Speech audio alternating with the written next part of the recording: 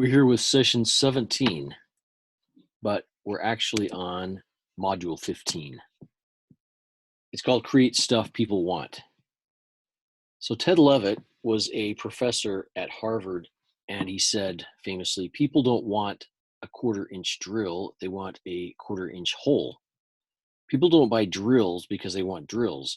They have a task to do, drilling holes.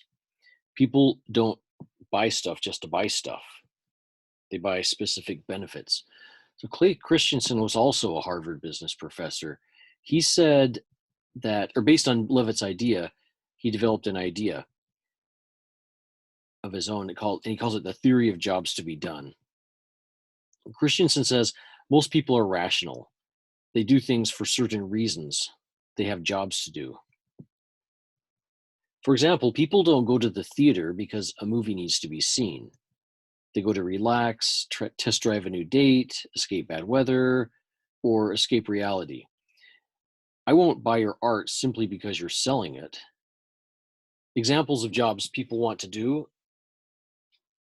They watch basketball because they want to fantasize about being athletic and famous.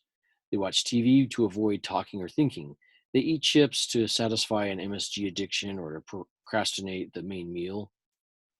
They attend a concert because they want to create shared memories with a friend, for example. They buy new clothes because they want to avoid being shunned by their fashionable friends, or they want to satisfy a shopping addiction. Maybe they wash dishes because they want to eat on clean dishes, not because they like getting their hands wet. They send their kids to school to educate the kids, or maybe to clear the house during the day.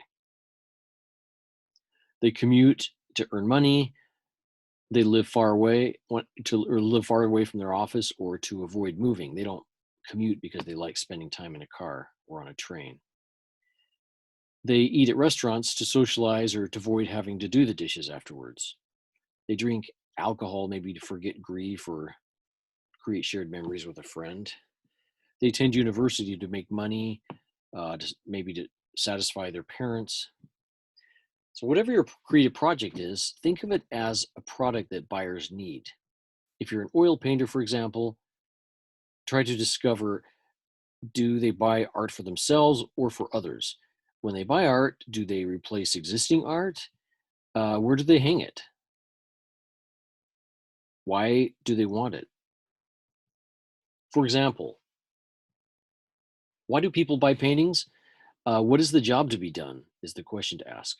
Is it to cover empty wall space, to encourage their children's love of art, to make their neighbors think they're classy, maybe make the house look nicer so that it's easier to sell, maybe fulfill some expectation from society?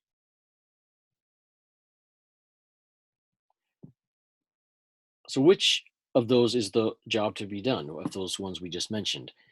Any of them could be the reason for hanging art on the wall. Now, selling what people want sounds obvious, but it isn't. Often artists are motivated by what they want to make, not by what customers want. They say, I have some art in my soul that just needs to get out and onto the canvas. They make art for themselves.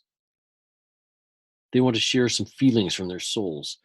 Those feelings end up on a canvas or in the form of a vase. Why should anyone buy your feelings? The point, don't sell products or services to customers. Help people with the things that they need to do. How do you know what people need? That's covered in the next module.